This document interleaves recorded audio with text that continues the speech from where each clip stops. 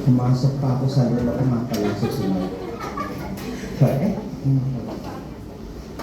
alam ko kasama ako sa worship team.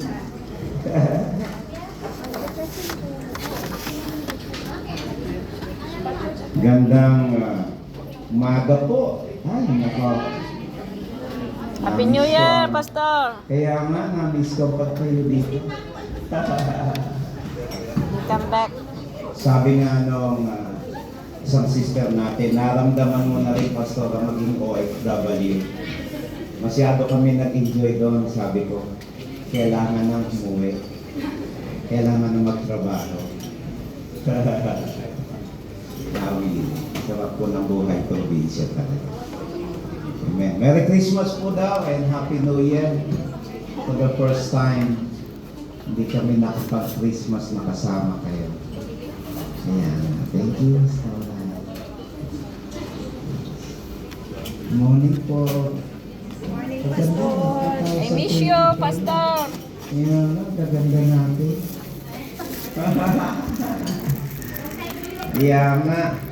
Pastor, 2024 na, bolero pa kayo.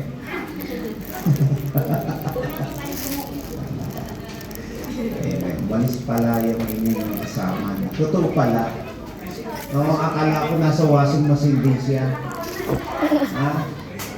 Hindi pala. Ano raw? Kaya nga, totoo pala. Ay, talaga. Iatid siya talaga. Palabasin niya ngayon dito.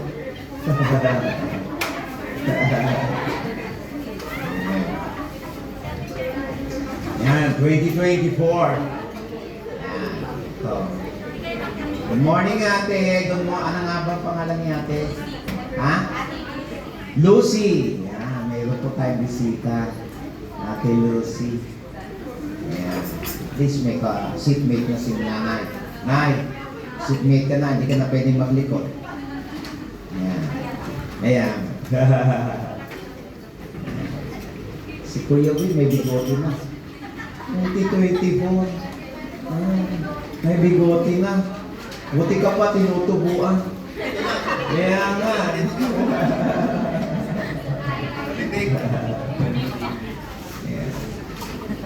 Gandang umaga po ulit at maganda po ang ating pag... Wala. Tatay ko yan. Mana-mana lang. Yan. Maganda po ang ating pag-usapan today.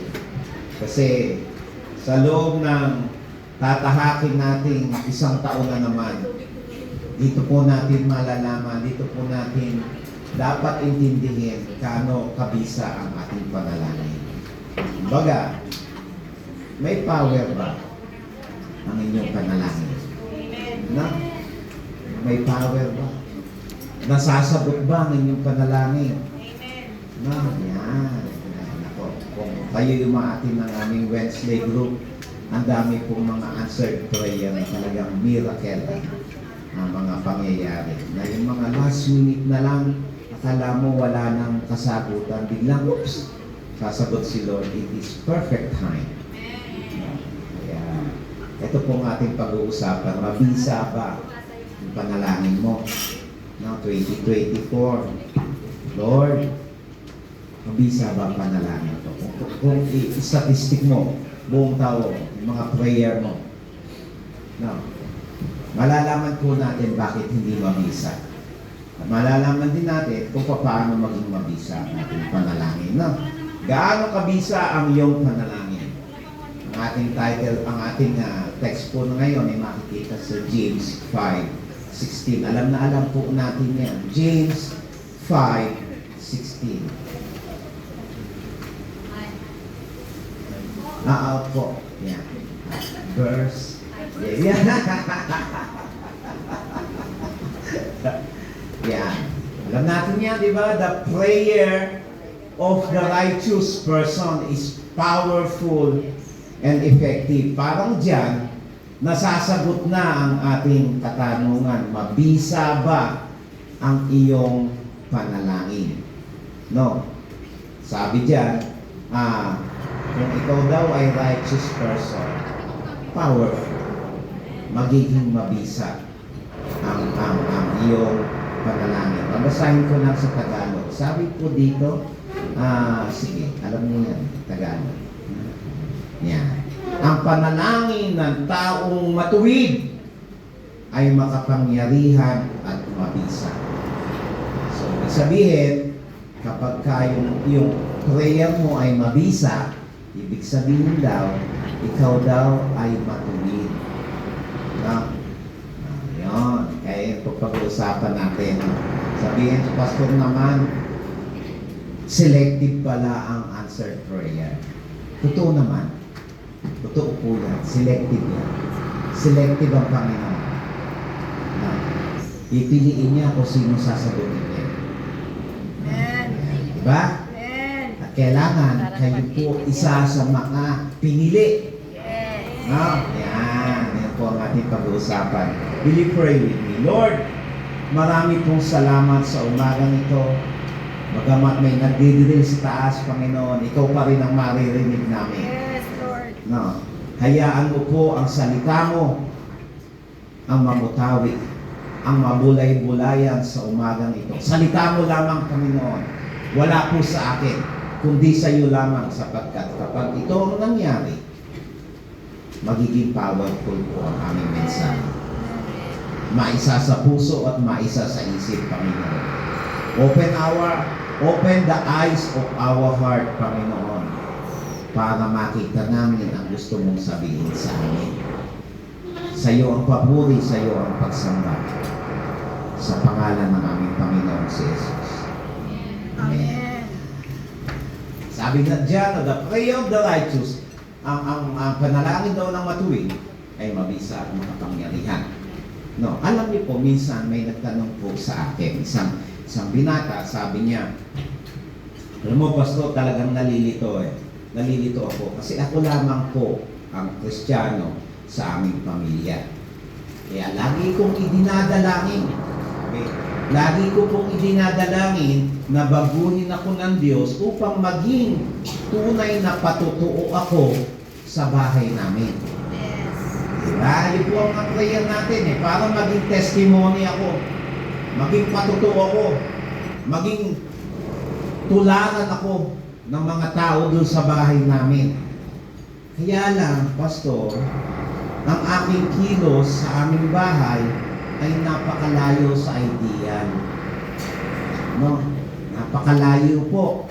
So, ano pong nangyayari? Sabi ko, pinipintasan po ako ng aking mga kapatid, pati ng aking mga magulang. Tinatanong nila ako, lahat ba ng Kristiyano ay tulad mo? Diba? No? So, ang tanong ng binata, bakit hindi pa ako nababago? No? Sabi niya, wala bang kapangyarihan ng Diyos na baguhin ako? O ayaw niyang baguhin ako? No, ayaw niyang gawin ito. Hindi ko maintindihan, Pastor, nalilito ako. Malamang iba sa inyo, yan ang tanong. No, bakit hindi ako nagiging magandang ehemplo? Bakit hindi ako nagiging magandang testimony sa ibang tao? Wala bang kapangyarihan ng Panginoon? Yun na nga ang prayer ko eh. Prayer ko lagi yun. Pero hindi. Wala bang kapangyarihan ng Panginoon na baguhin ako? O ayaw lang niyang gawin ito? Yan ang tanong natin eh. No. Tinanong ko din yung binata. Sabi ko, ikaw ba, etong tanong ko sa iyo, no? Ikaw ba ay lubusang naging bukas sa Diyos? Ikaw ba ay naging tapat sa relasyon mo sa Panginoon? Ibig sabihin, naging masunurin ka ba sa Kanya kahit sa pinakamaliit na paraang alam mo? Naging tapat ka ba sa Kanya? Naging bukas ka ba sa Kanya? Naging open ba ang relationship ng dalawa? O madami kang itinatago? Sabi ng binata, nag-isip siya, no? Sabi niya, at sumagot siya, hindi po.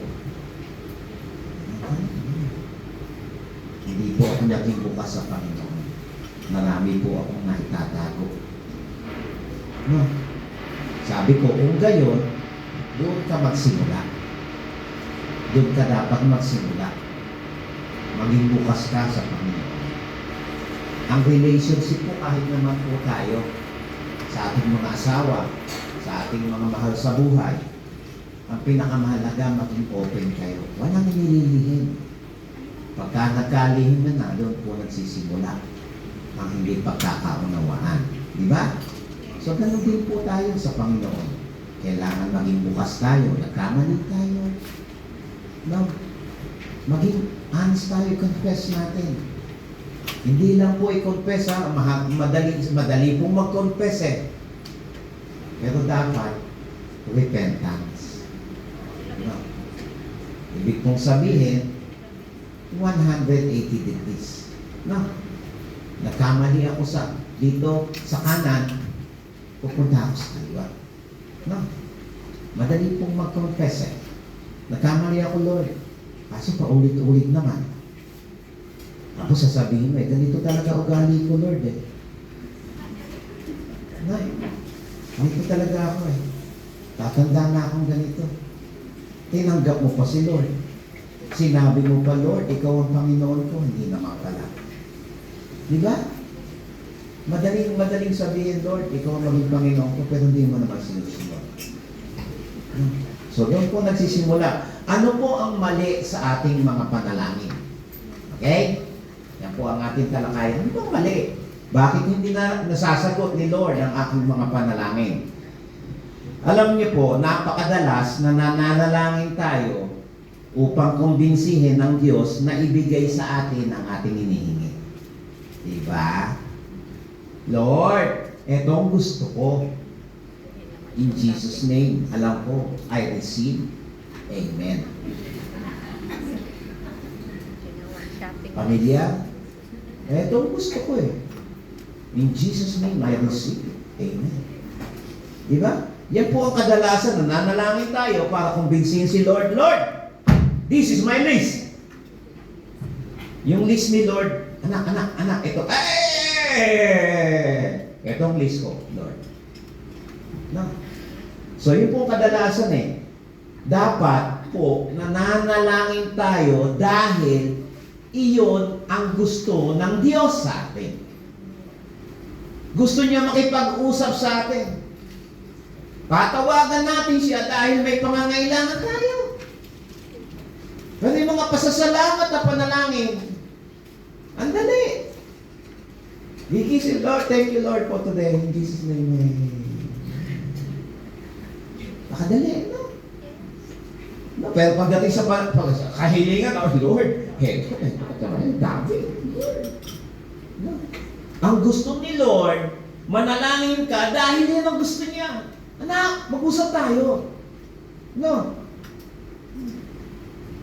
Binabago, ang tanong dyan, binabago ba tayo ng Diyos habang nananalangin tayo ayon sa kanyang kalooban?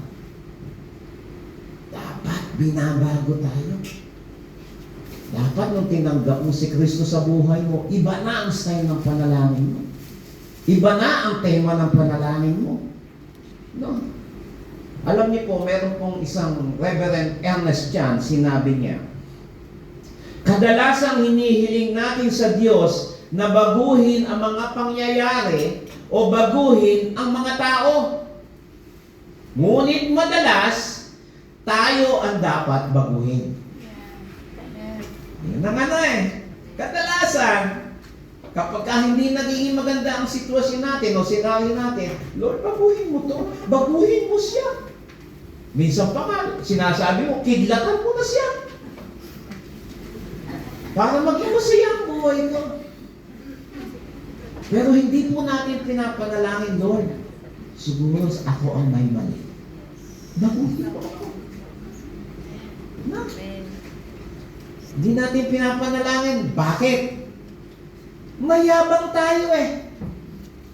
Ako ang tama. Mali sila. Di ba? Alam niyo po, lagi ko sinasabi yan. I have a fellowship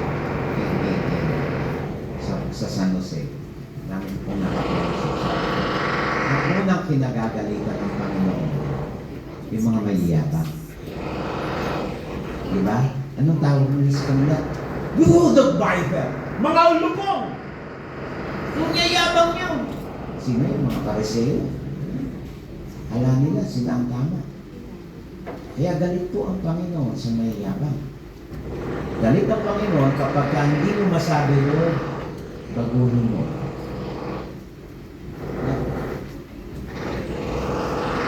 Nandun na tayo. Sinaktan ka nila, nagkamali sila. Kaya mo pa bang sabihin, Lord, baguhin mo po ako. Baguhin mo po ako how I react o how I respond doon sa pananakit nila. Nanalangin ka bang gano'n? Hindi, panalangin mo, Lord, baguhin mo naman sila. Sinaktan nila ako eh. Nakaya mo bang ipanalangin, Lord, baguhin mo po ang damdamin ko na hindi na ako masasaktan.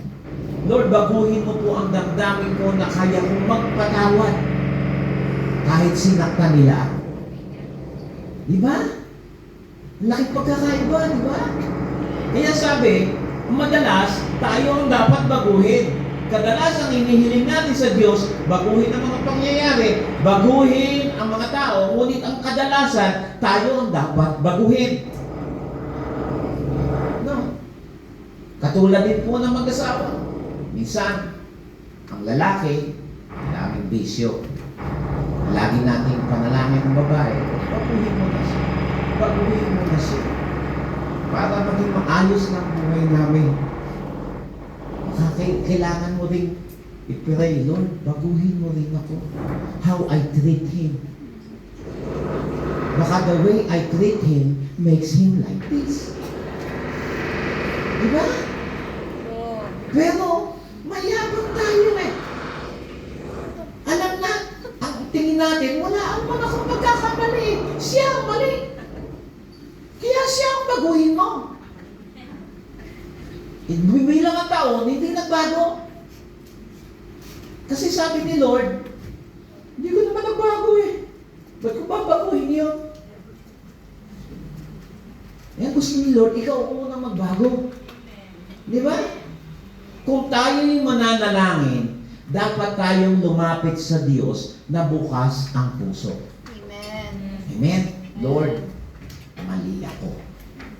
I apologize. I confess and I will repent. Babaguhin ko ang buhay ko. Di ba? Dapat ganun. No.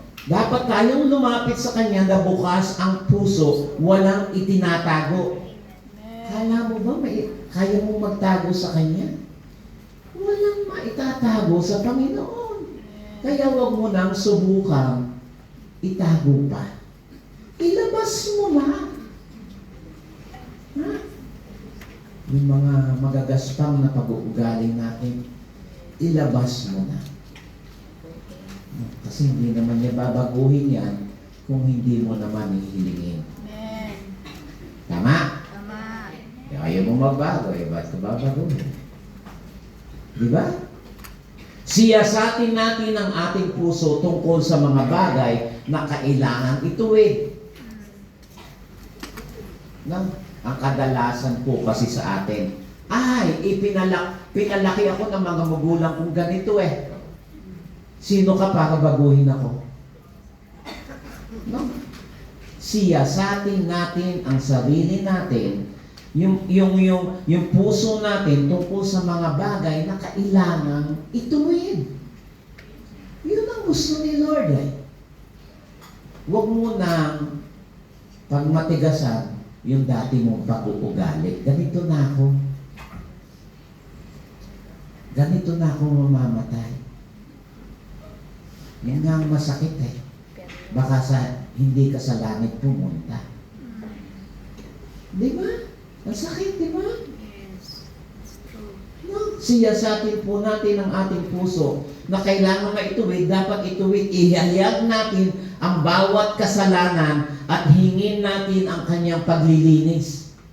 Amen? Amen. Lord, mali ako eh. Magaspang ang ugali ko. No? Hindi ko pinagsisilbihan ng asawa ko. Kaya ganun, inom na lang ng inom. No. Kasi mga barkada niya, pinagsisilbihan siya, tagay ka na. Tagay.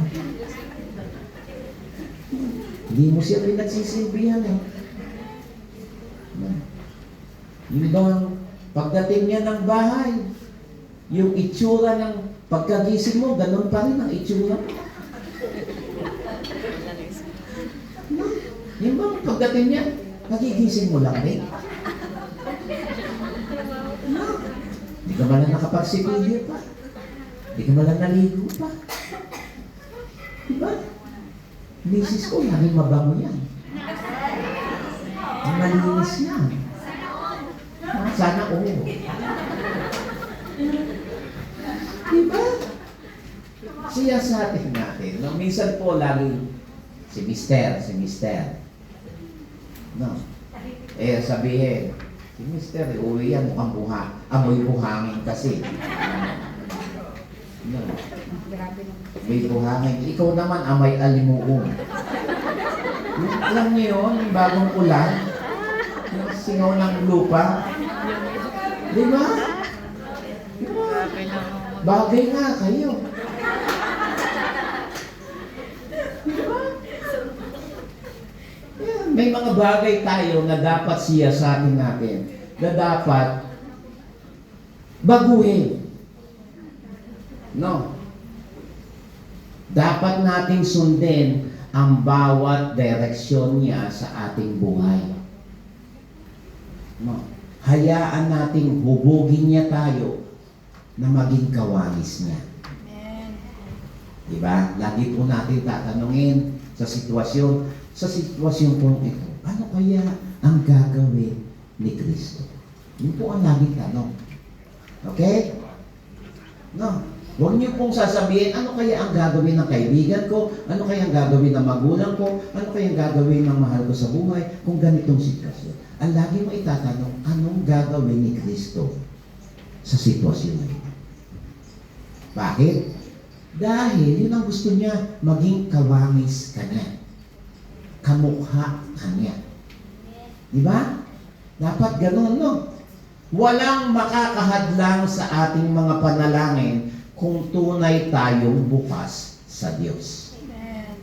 No? Higit natin siyang makikilala at higit nating mamamalayan ang kanyang presensya kapag tayo ay bukas sa kanya. Mararamdaman mo talaga ang presensya niya. Yung bang magsisimula ka pa lang sa panalangin, Ama kong Diyos, umiiyak ka na. Kasi damang mo yung presensya niya. Dahil bukas ang puso mo sa Kanya. No? Dapat ganon. Higit natin siyang makikilala, higit natin siyang mamamalayan yung presensya niya. Ang maganda nito, ang kanyang mga nais, ang magiging nais natin. Yun ang maganda. No? Bakit ko sinabi? Abay, si David po nagsabi niyan sa Psalm 37:4.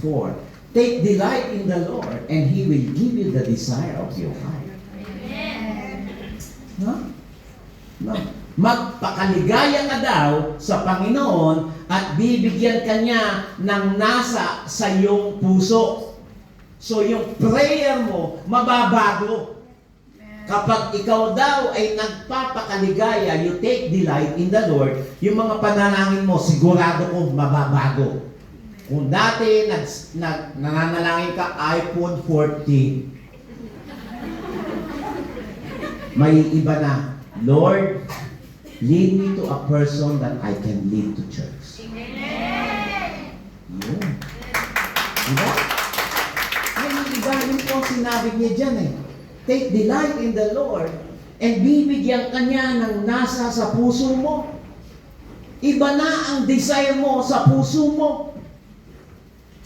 No? Yung mga mundo, yung mga material na panalangin mo, may iba na yun.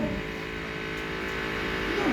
Ang magiging panalangin mo, Lord, papaano kita mapagsisilbihan ng higit pa? No? Hindi lamang yun. Psalm 24, sabi po dito, may He give you the desire of your heart And, nako, itong maganda. And make you all your plan succeed. Amen. No?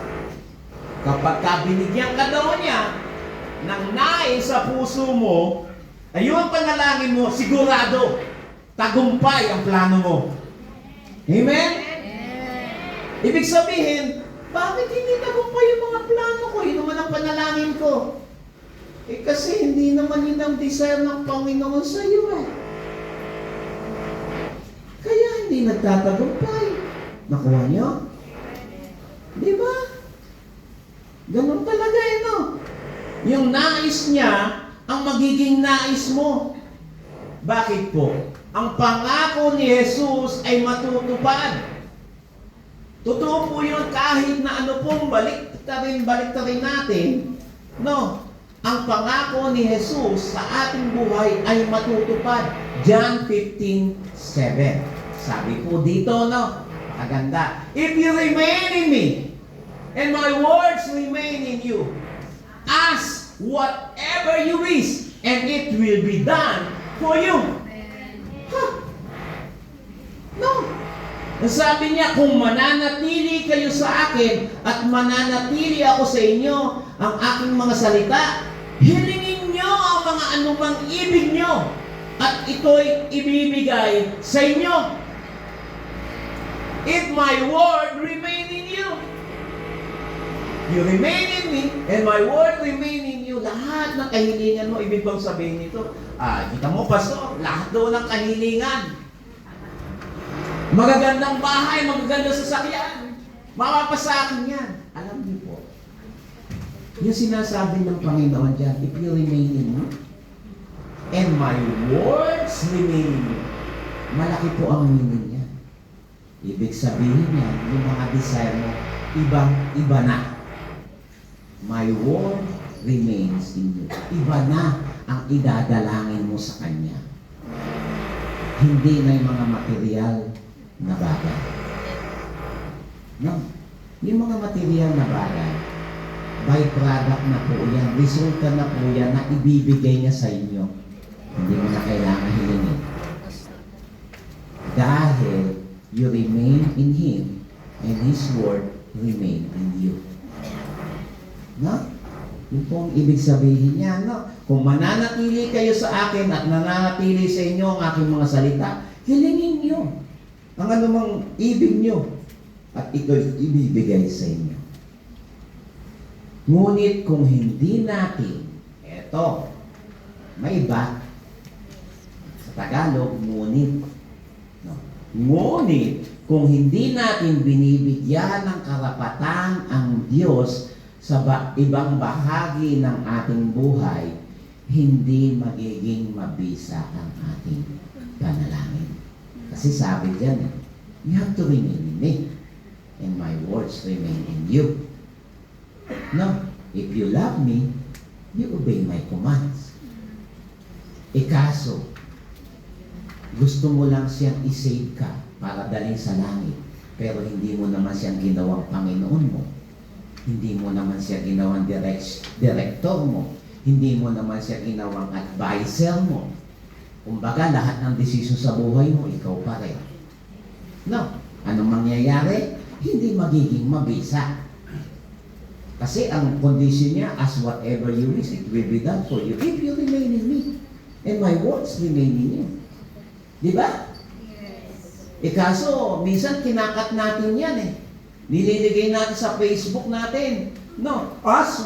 John 15:7. Ask whatever you wish and it will be done for you. Hindi na isinama yung kondisyon. Di ba? Ganun tayo eh. Di ba? Kung maitatago, itatago natin. Pero hindi natin maiisahan ng Panginoon. Na?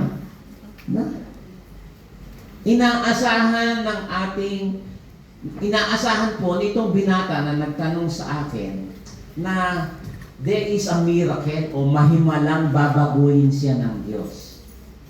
Yan ang gusto niya eh. Dapat. May miracle. Dapat nabago ang pastor eh.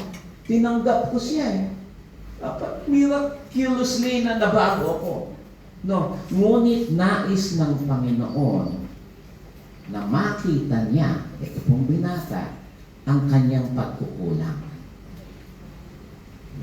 Yun po ang gusto ng Diyos sa atin. Gusto niyang malaman natin yung ating mga pagkukulang at ipagtapat natin sa Kanya. Lord, no, kung miraculously He wiped everything out, hindi mo nakita yung pagkukulang mo. Di ba? Hindi mo nakita yung mga magagaspang mong pag-uugali. No. So hindi mo ipinagtapat. Hindi mo kinonfess. Pagka hindi ka nag-confess, hindi ka magre-repent. Diba? Matalino ang Panginoon. Gusto niya malaman mo ang pagkukulang mo. Gusto niya ipagtapat mo sa Kanya.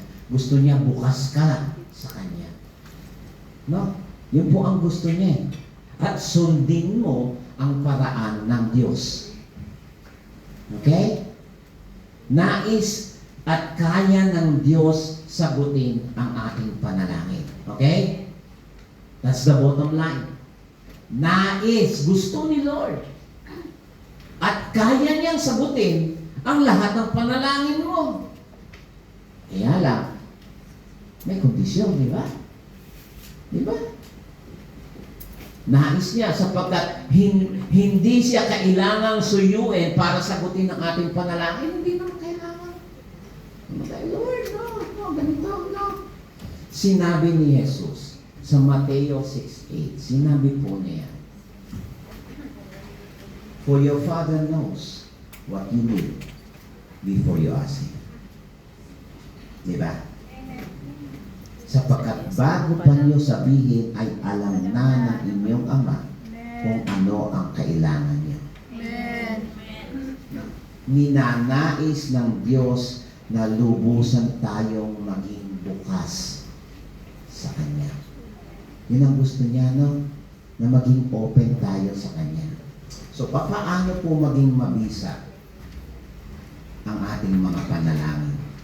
No, number 1 po, sabi niya dyan. Ang panalangin daw ay ang pagiging bukas sa Diyos. Yun ang inulit-ulit ko ng ating introduction, no? Alam niyo po, meron pong isang G. Lacson na plano upong ang kailangan niya matulungang lumago ang kanyang church. No? Yan. Gusto niya lumago ang kanyang church. So, naniniwala siya na kailangan niya gumawa ng plano. So, ganda niya. Gumawa siya ng maraming plano. No? So, nung natapos niya yung paggawa ng plano, i-present niya sa iglesia, sa church. No? Kaso, hindi po sinang-ayunan ng church. No? Yung kanyang plano. No? So, nagtampo siya. Malo, sinabi niya, bakit sinang-ayunan nila ang plano ng iba na hindi naman kasing ganda ng plano ko? No? No? So, nanalangin siya. No? Madaling salita, nanalangin siya na ibahin ng Diyos ang isipan ng kanyang mga kasamahan upang tanggapin ang kanyang plano. Lord, baguhin mo po ang mga isipan nila and let them accept my beautiful plan. No? Yan ang kanyang plano. Ang nangyari, hindi naman nabago yung sitwasyon. Hindi pa rin siya sinang-ayunan. No? So, ano pwedeng gawin nitong si Lacson? No? Ipipilat ba niya ang kanyang panalangin? O dapat niyang pag-isipan ang kanyang panalangin? Kailangan baguhin. Kung siya ay tunay na bukas sa plano ng Diyos at handang tanggapin yung plano ng Diyos, ito po ang pwede niyang gawin. No? And I hope you can relate on this. No? May mga plano kayo, hindi natupad. Sa pamilya niyo, meron kang gusto, hindi natupad. No? So ganito, sabi niya, una, ang dapat isipin ni Lacson, Maaring mas maganda ang plano ng kabila kaysa sa kanya. Yan na, minsan kasi tayo sarado eh. Hindi. Ang plano ko lagi ang maganda. No, plano ng iba, secondary lang yan. No, so, dapat maaaring tanggapin natin na mas maganda ang plano ng iba. Alam niyo po, mapagmataas itong si Lacson, kaya niya pinipilit ang kanyang idea. Pagmataas, ito mas maganda. So, kung ito nga ang dahilan, kung ito ang dahilan ng kanyang plano ay dahil iniisip niya, maganda plano ko kaysa plano niyo. Dapat magsisi siya sa harapan ng Diyos. At pagkatapos, ito lang, magsisi siya sa harapan ng Diyos at pagkatapos, suportahan ang plano ng iba. No? Minsan, kadalasan, nagsisi. Pero ayaw naman suportahan. Plano niya, bahala kayo. Diba? No, dapat ganon. No? Sinasabi po ng Santiago 4:3, James 4:3. I don't think I wrote it. Kung humihingi man kayo, hindi nyo rin natatanggap sapagkat masama ang inyong mga layunin para gamitin sa inyong mga kalayawan. Na? Humihiling kayo eh. Hindi nyo naman natatanggap. Dahil yung objective nyo, yung purpose nyo, mali. Your own desire kasi ang inyong panalangin para sa sarili. No, kaya hindi nyo natatanggap. No, pangalawang pwedeng gawin ni Lacson. Maaring mas maganda ang plano ni Lacson. Totoo yun. No, maaring mas maganda talaga ang plano natin kaysa sa plano nila. Kung pagbabasi-basihan, kita mo, ang magiging resulta, mas maganda. Di ba? Pwedeng mas maganda ang plano niya, ngunit ang kanyang pagiging mapagmataas at ang kanyang nakakairitang ugali ang naging resulta, ayaw ng mga tao. Ayaw ko sa taong yan, ayaw ko din ang idea niya. Ganun na nangyari. Dahil masyado siyang mapagmataas, hindi na tinanggap kahit maganda ang plano niya. Kung ganito nga, dapat niya ipagtapat ang kanyang kasalanan, baguhin ang kanyang pag-uugali, at makipag-ayos sa iba. Practical po, no? Minsan po, may ganun tayo. Maganda yung plano natin, totoo naman. Kung pagbabasihan talaga, napakaganda ng plano mo compared sa iba. Kaso ayaw nila sundin. Bakit? Mayabang kayo. Ayaw nila ugali mo. Kahit maganda ang result, kahit maganda ang plano mo, ayaw nilang tanggapin. Anong gawin mo dapat? Makipag-ayos ka sa kanila. No? Magpakumbaba ka. Ayusin mo. No? Dagdag pa nga ni Santiago sa James 5:16, ang panalangin, ano po yung ating text? Ang panalangin ng taong matuwid ay makapangyarihan at mabisa. Diba? Dapat matuwid tayo. No? So, ang posible din gawin ni Lacson, yung pangatlong dapat niyang gawin, maaaring mas maganda nga ang plano niya. Sabi ko, mas maganda ang plano niya, ngunit hindi pa iyon ang takdang panahon. Na, may mga plano tayo, ayaw matupad. Ayaw nilang tuparin. Baka naman hindi pa timing. Hindi pa right timing. No. Dapat niyang matutunan na maging matiyaga, maghintay sa panahon ng Diyos. Okay? His timing is always perfect. No. Kaya nga po doon sa aming mga praise report ng Wednesday, na kung isa-summarize ko yung mga praise report namin, panay timing ang nangyari. Akala namin wala nang kasagutan. Pero timing ng Panginoon ang nangyari. Na? Perfect timing talaga.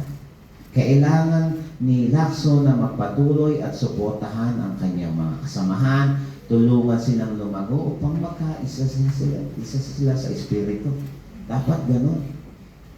No? Perfect timing. No? Napansin niyo po ba dito sa aking illustration kay Lacson na ang lahat ng mga posibilidad nito ay kasamang yung pagbabago ng kalooban ni Lacson. Na? Para maging powerful ang kanyang prayer, kailangan nagbabago siya. No, yung kailangan maging bukas siya sa Diyos. Ganyan po tayo. No, bilang Kristiyano, maging bukas tayo sa Panginoon. Huwag po kayong mahihiya sa Panginoon, ha? Kasi wala naman kayong may tatago sa Kanya. No. Kung madamot ka, sabihin mo sa Kanya. Kung chismosa ka, eh, naku, hindi mo maitatago yan. Sa kaibigan mo nga, hindi mo maitago eh. Sa Kanya pa. Di ba? Kung palautang ka, hindi ka nagbabayad. Oh, magbayad na. Oo, okay na. Sarap mo may pinto. Baka may lumabas.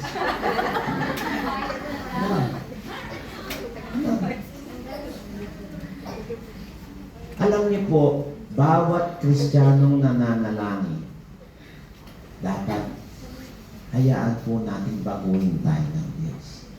Okay? Confess and repent. No?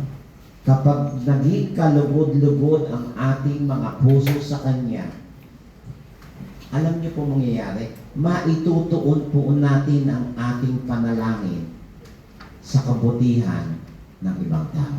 Yes. Amen. Sa kapakanan ng ibang tao. Amen. Hindi sa kapakanan mo. Amen. Na? Yes. Yun po, ang kailangan kalooban mo. Sabi din ng pangalawa, ang panalangin daw ay eto. Dapat. Ang panalangin ay nagsisimula at nagtatapos sa Diyos. Kadalasan po ang panalangin tayo lang. Kumbaga, si Lord, ano yan? Kumbaga, diyan ka lang Lord, support group lang kita. Pero ang panalangin po natin dapat nagsisimula at nagtatapos sa Diyos. Alam niyo po, meron pong isang aklat, People in Prayer.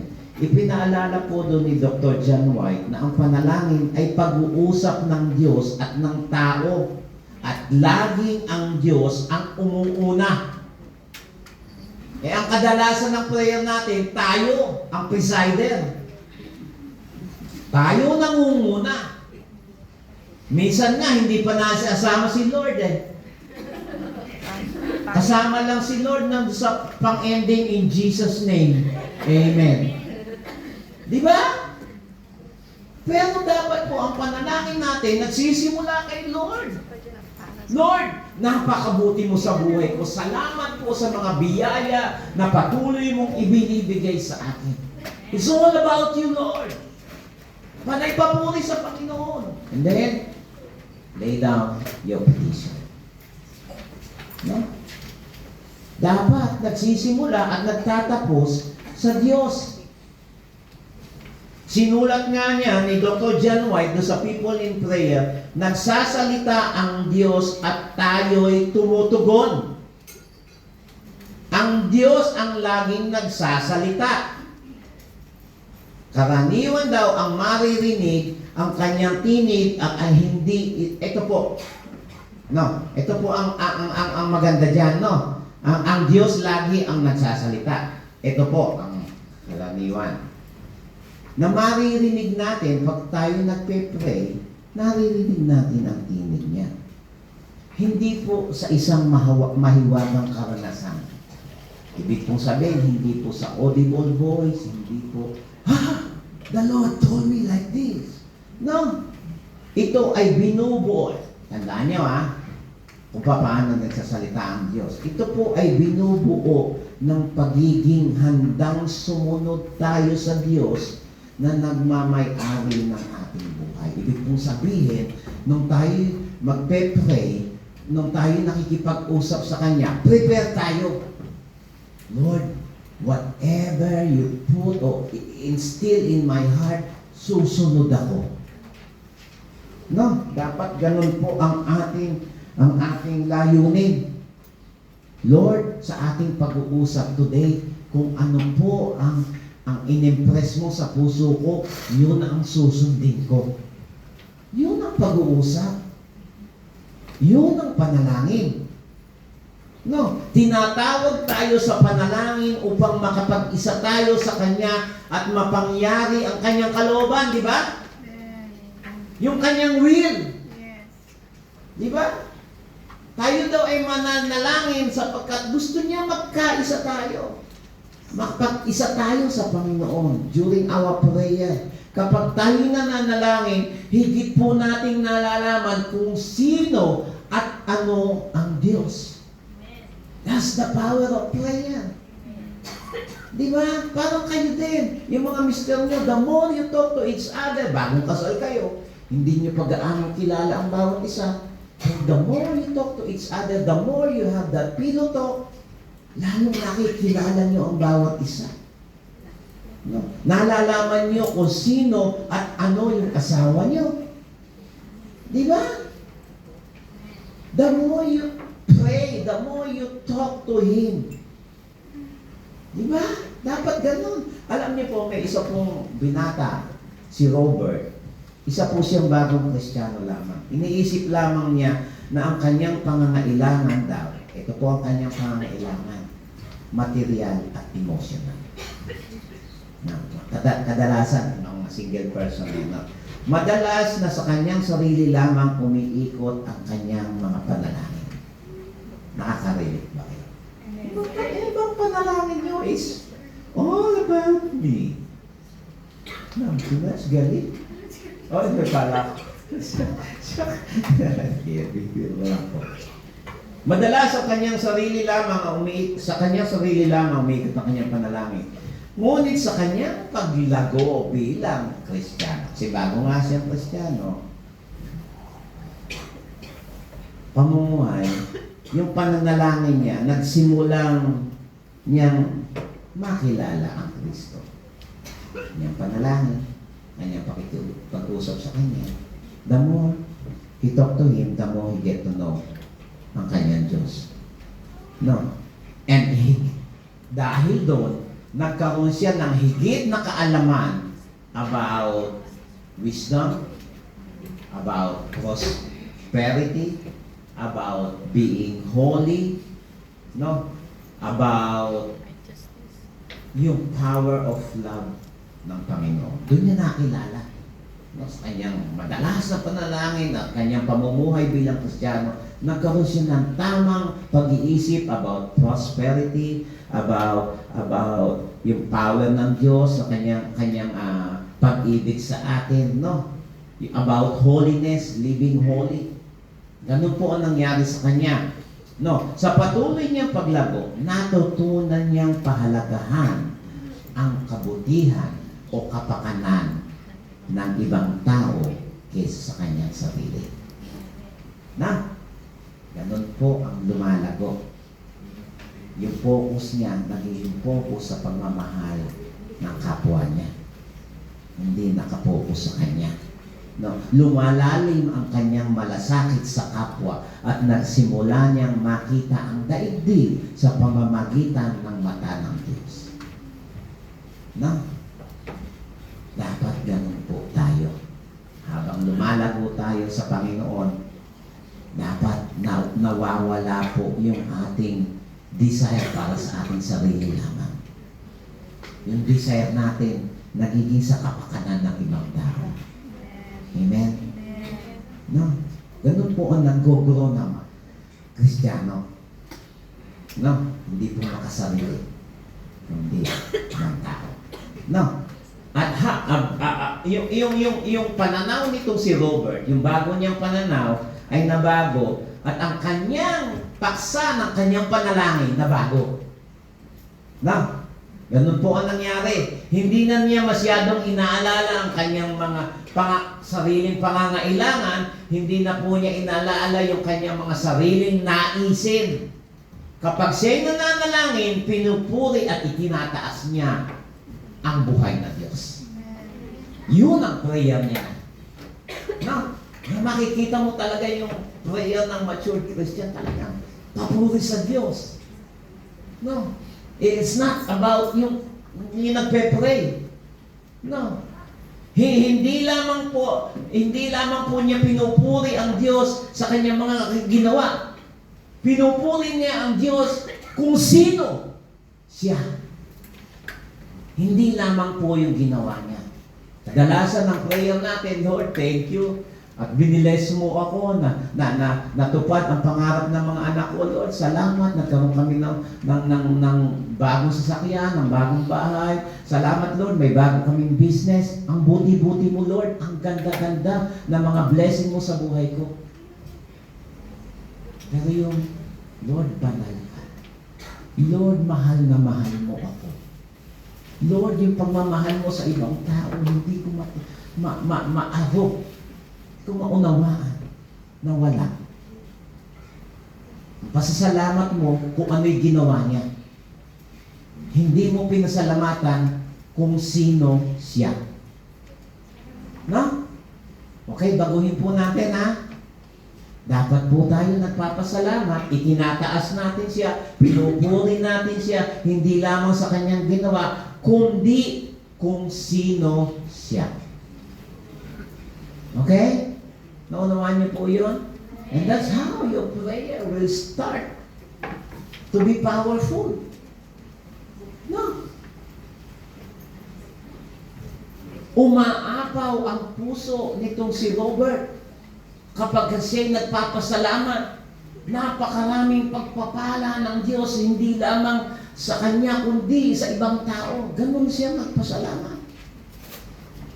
Noon, kung mag-pray siya, ay parang pasan niya araw-araw ang mga problema niya. Pero nung naging mature siya, natuto siyang magpasalamat sa mga magagandang bagay na nangyayari sa kanya. Kadalasan po kasi ang prayer natin, yung mga hindi magagandang nangyayari sa atin. Pero yung mga blessing niya, nakakalimutan natin. Diba? Ito po ang ating mga example kung paano magiging powerful at mabisa ang ating panalangin, Lord. In spite of my scenario right now, hindi favorable sa akin, pero ako'y po'y nagpapasalamat sapagkat hindi mo ko iniwan. Hinahawakan mo pa rin ang kamay ko. Healthy pa rin ako. Kulang man o wala mang laman ng bangko ko, Lord, ako'y walang karamdaman. Masigla. No? Walang sakunang nangyayari sa pamilya ko sa Pilipinas. Lord, salamat. No? Alam niyo po, sa ating pakikinig sa Diyos, nagsisimula ang banal na espiritu na ipakita yung physical, emotional, at spiritual na pangangailangan ng ibang tao. Yun po ang ipinapakita niya, anak. Itong si ano, may pangangailangan. No? Yun po ang banal na espiritu. Hindi po niya, ay ikaw, kailangan mo ito, kailangan mo niya, kailangan mo ito. Kailangan mo ito. Tulungan natin. Di ba? Natuto tayong ipanalangin ang Espiritu because the power of the Spirit na nasa atin. Natuto tayong ipanalangin ang ibang tao. Humihingi tayo sa Diyos ng karunungan upang humihingi tayo sa Diyos ng karunungan at kalakasan upang matulungan natin ang ibang tao. Yun po ang prayer. No, gusto ko silang tulungan. Gusto ko silang matulungan. Lord, bigyan mo ako ng kalakasan. Bigyan mo ako ng resources, Lord, para makatulong sa iba. No, hindi po makatulong sa sarili ko. No, mahigit pa nito, nagpapatotoo po, nagte-testify po, nagiging ang Holy Spirit sa ating espiritu upang ipagkaloob ng Diyos ang ating pangangailangan. Yung bang nagte-testify, anak, alam ng Diyos ang iyong pangangailangan. He will supply your needs. Yun po ang iti-testify ng banal na Espiritu sa atin. Alam ko, hindi po ako, Lord, mayaman, hindi po ako, minsan may kakulangan, pinansyal. No? Pero Lord, sinabi mo you will supply all my needs. And sinabi ng Espiritu, nagte-testify yan, totoo, that you supply. To be honest po, kumbaga, nung kami po ay nasa Pilipinas, talaga pong ang gastos po namin hindi po yung pang-araw-araw, kundi yung patuloy na pag-develop o pag-improve ng aming tahanan kasi madami pong request yung aking asawa. Ayan. So, madaming listahan. Araw-araw po lumalabas ako. Araw-araw po may binibili. Araw-araw. Kaya sabi ko, uwi na tayo, kailangan ko magkatayo. Araw-araw po talaga may binibili. Oo, ha? O, pagkain. Saka yung sabah. At hindi po kami nawawala ng bisita talaga. Masaya naman, hindi kami nawawala ng bisita araw-araw. Mula umaga hanggang madaling araw pa.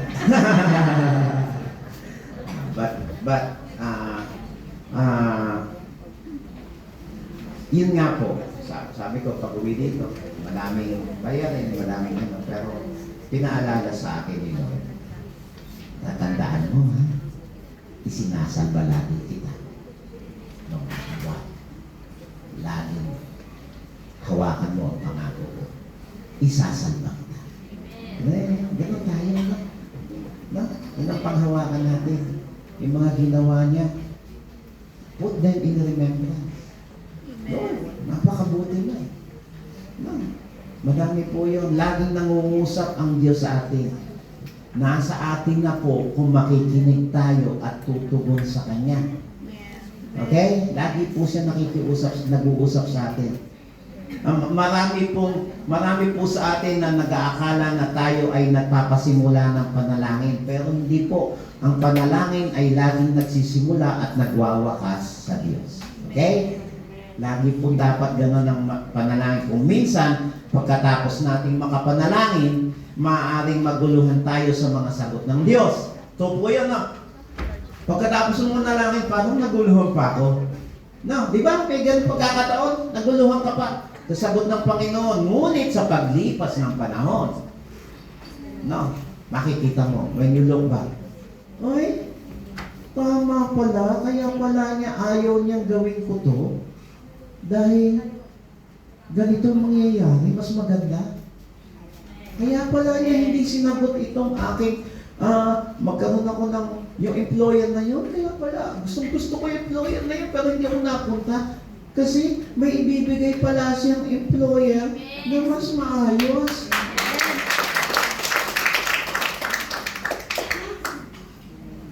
Ganon po ang Diyos eh. No. Minsan naguguluhan tayo sa sagot niya, sa timing niya. Paglipas ng panahon, malalaman natin yung sagot niya mas maayos. Bakit po? Isaiah 55:9. Alam po natin. Sabi po, as the heaven are higher than the earth, so are my ways higher than your ways, and my thoughts than your thoughts. Sapagkat kung paano ang langit ay higit na mataas kaysa lupa, gayon ang aking mga pamamaraan ay higit na mataas. Ang plano niya, mas maganda kaysa sa plano natin. No. Kung nanalangin tayo, hindi niya sinagot, ang sagot niya, hindi po, lagi po siya sumasagot. Kaya lang may sagot siya, no. No. Yes, no, You have to believe na sagot niya, no, kasi mas maganda ang susunod niyang plano. Di ba? Mas maganda kaysa sa plano ko. No. Alam niyo po, sa pagsisimula nating makita sa mundo sa pamamagitan, kailangan po nating makita ang mundo sa pamamagitan ng mata ng Diyos. Makikita natin na ang Diyos ay ang may kontrol ng lahat. Siya ang may kontrol ng sansinukob. Siya ang may kontrol ng ating buhay. na naisin natin gumawa para sa Diyos at kasama ang Diyos. Dapat ganun po tayo. Gusto natin na gumawa para sa Diyos at kasama ang Diyos. Di ba? Dapat, alam niyo po, exciting ang buhay natin kapag tayo ay co-worker o kamanggagawa ng hari ng mga hari. Kapag tayo daw ay co-worker ng King of Kings, exciting. Di ba? Di ba? Yun ang totoo, eh, no? So, ito po din, ang panalangin daw ay daluyan ng pag-ibig. Amen. Daluyan yan. Amen. Dapat pag tayo'y nananalangin, the more we fall in love with Him. Amen. Amen. The more He loves us. Yes. No? Parang kayo, pag nag-uusap kayo ng anak mo, gusto mo, pag nag-uusap kayo, pagkatapos ng pag-uusap mo, lalo kang napamahal sa anak mo. Ayan. At lalo siyang napamahal sa iyo. No? Hindi maganda eh na nanalangin ka, nag-away pa kayo ni Lord. Kasi hindi niya. Yung sagot niya hindi. Ayoko na. Next time na lang mananalangin. Di ba? Ganun kayo din sa anak niyo. Mag-uusap na kayo, nag-away naman kayo. Ang sama ng loob mo. Na, damo ang anak natin. Tumabi ka sa akin. Yung anak ko po ay we spent time in Philippines. Yung panganay po namin. And then, he left earlier for Japan. Doon po siya nagbakasyon. At doon siya nag-birthday. And then, birthday niya, wala po siya sa amin eh. So, tawag lang kami. No? Musta? And then, kagabi po, kahapon po na, kasi mayroon po siyang, isa po siyang nag-aaral sa culinary, nag-chef. So, sabi niya, Daddy, this is my dish, I need it tomorrow. No? Wala po siya dito, no? Pero, itong kailangan ko, Daddy, bilhin mo, kailangan ko tomorrow. Ganyan talaga ang pagmamahal. Saturday, no, namamahinga ka. Sige na. Labas kami ni Macy's, namili kami ng mga gamit para sa kanyang klase tomorrow. So, tapos, sabi niya, Daddy, did you buy it? Yes, anak, kompleto naman. Kompleto na. So, dumating siya ng, he arrived at 1 a.m. sa your flight.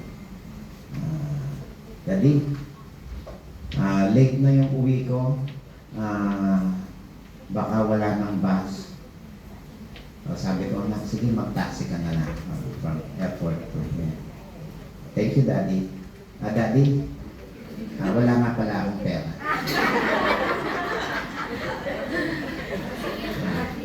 Can you send to my mom? O, sige, anak. Ganun na. Sige. So, inintay po namin siya. Ganun talaga. Inintay pa po namin siya para makasigurado makauwi siya. And you know, what's my point? Yung bang pag-uusap niyo, you know, kahit na yung relationship, yung lalong lumalago yung usapan. No? Alam niyo po, ang anak ko, ayaw na ayaw po niya pupunta ng Pilipinas. Nako. Yung pag-uwi po niya, ay nako. Hindi po talaga. Kaya lang po sumama sa amin dahil on one condition. Daddy, I wanna go to Japan. Ikaw, sige. Sumama ka lang sa amin. So, when we were in Philippines, pinilit kong magkaroon siya ng magandang relasyon sa Pilipinas. No, so, meron po akong doong anak-anakan na sabi ko, samahan mo siya. So they go somewhere, they go Pampanga, they even want to go to Baguio together. Sabi ko, no, not too far. So, kaya binigyan ko siya ng magandang relasyon doon. And then sabi ko kanina, Nak, we are planning to go to Philippines this Chinese New Year. Gonna go. Okay, Daddy, I'll go. Yeah? Oh, dahil may bagong aso.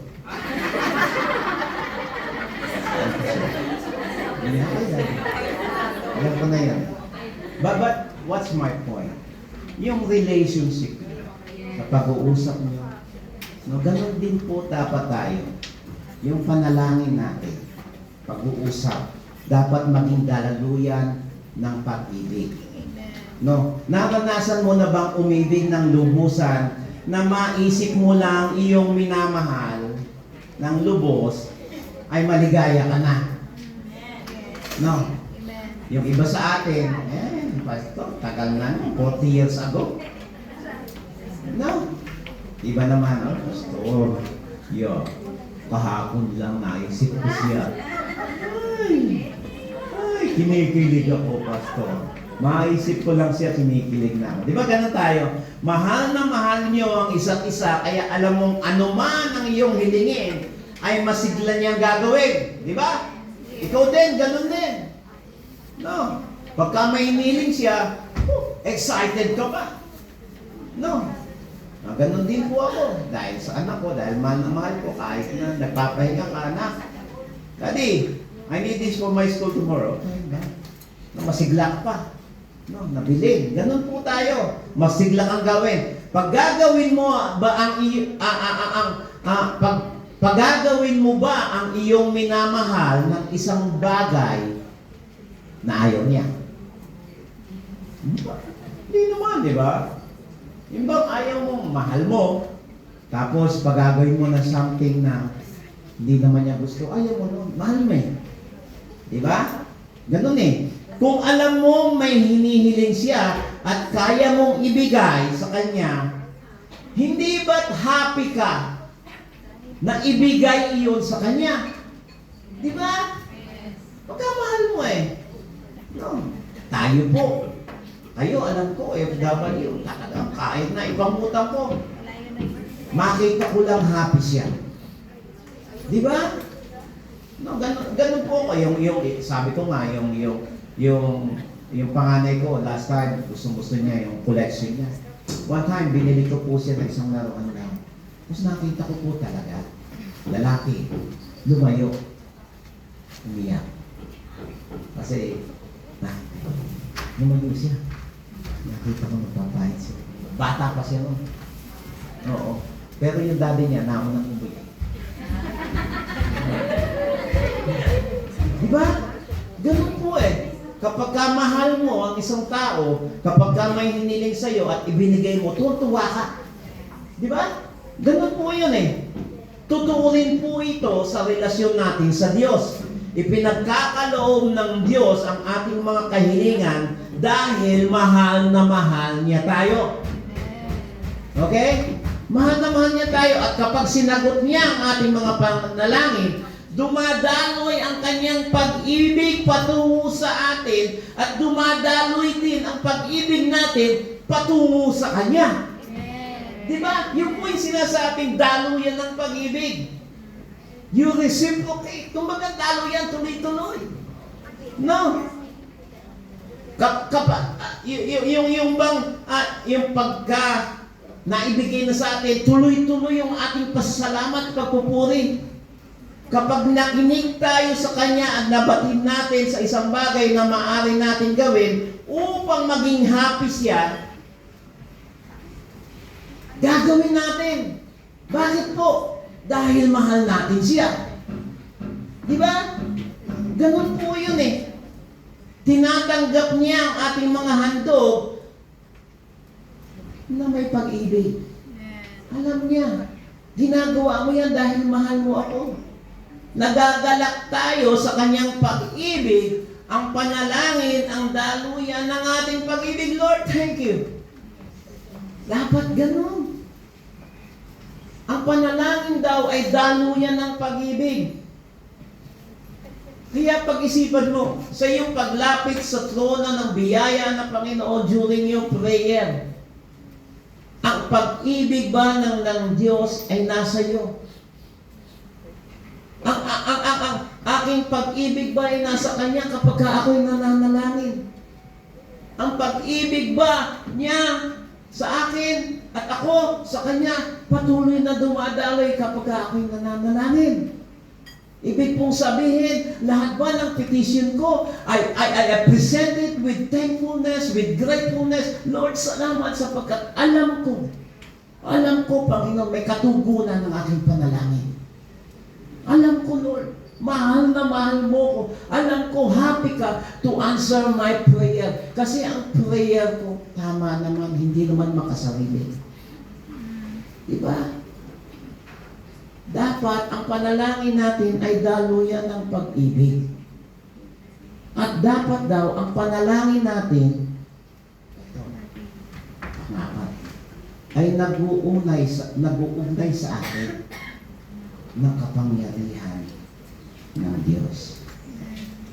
Dapat ang prayer nare-relate sa atin na ang Diyos ko ang may control ng lahat, ang makapangyarihan sa lahat. No?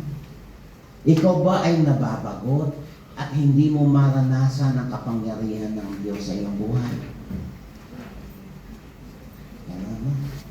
I'm talking to someone right now. Nababagot ka ba? Naiinis ka ba dahil hindi mo nararanasan ang kapangyarihan ng Diyos sa iyong buhay? Sa iyong pagbabasa ng Biblia. At pagkakaalam tungkol sa kapangyarihan, lakas ng, o yung power ng Panginoon sa kanyang, yung nagbabasa ka ng Bible, ang daming ginawa ng Diyos sa Israel. During the time of Moses, during the time of Joseph, during the time of Abraham, ang daming niyang ginawa.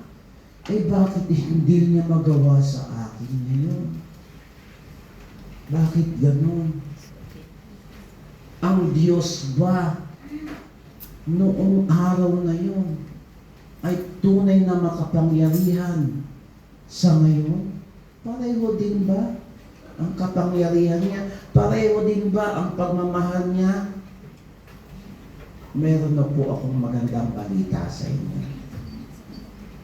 Ang Diyos nung nakaraan ay siya ring Diyos natin ngayon at magpakailanman. Hebrew 13:8. Sabi po dito, wala. Sabi po, siya, He is the God of yesterday, today, and forever. Siya pa rin ang hari ng mga hari at Panginoon ng Panginoon at makapangyarihang Diyos noon, ngayon at magpakailanman. Ang problema, hindi ang Diyos. Ang problema, nasa iyo. No? Kaya hindi mo nararanasan. Tulad lang po ng isang motor na di kuryente. No? Ito pong motor na di kuryente ay hindi umaandar yan maghapon. Anong problema? Eh, hindi nakasaksak sa source ng electricity. No? Kahit na laging naroon yung kuryente na may power at nandito yung motor, hindi tatakbo to. Kasi hindi naman nakasaksak. Hindi connected. Hindi aandar ng motor hanggang hindi ito nakakabit sa pinagmulan ng kuryente. Ang panalangin ang ating connection sa kapangyarihan ng Diyos. Ulitin ko, no? Ang panalangin po ang connection natin sa kapangyarihan ng Diyos. No? Ang panalangin ang nagtatama sa atin sa kalooban at layunin ng Diyos sa atin. That's how you correct your prayer. Nasisiyahan ang Diyos na gumawa sa pamamagitan natin upang ipakita ang kanyang kapangyarihan sa daigdig. He wants to use you to be the channel of His blessing, to be the channel of His grace. Katulad ni Daniel, ano po nangyayari? Siya ay lalaking mapanalangin. Siya ay tunay na ginamit ng Diyos. Lahat ng dakilang alagad ng Diyos po sa Biblia ay taong mapanalangin. Kung babasahin niyo po lahat sila, mga taong mapanalangin, ang lahat ng ating dinadaanan ay hindi mapagtatagumpayan kung hindi tayo nananalangin. Amen. Pero, ang sabi niya, Romans 8:37, and this is my last verse for today. In all these things, we are more than conquerors through Him who loved us. Higit nating mapagtatanggumpayan ang lahat ng bagay sa pamamagitan ni Kristo kung tama ang koneksyon natin sa Kanya.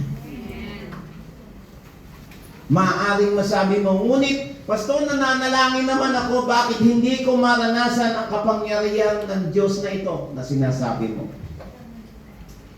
Tanong ko po, balik tayo doon sa ating pinag-aralan kanina. Lubusan mo bang binuksan ang iyong puso sa Diyos? Handa ka bang baguhin ang sarili mo, yung mga magagaspang, yung mga rough edges na sarili mo para sa Kanya? Batid mo ba na ang panalangin ay nagsisimula at nagtatapos sa Diyos? Nakikita mo ba ang mundo sa pamamagitan ng mata ng Diyos? Mayroon ka bang relasyon sa Diyos na puno ng pag-ibig? Ang prayer mo ba ay daluyan ng pag-ibig niya at pag-ibig mo? Kung oo ang sagot mo sa lahat ng ito, ang kinin mo, claim it.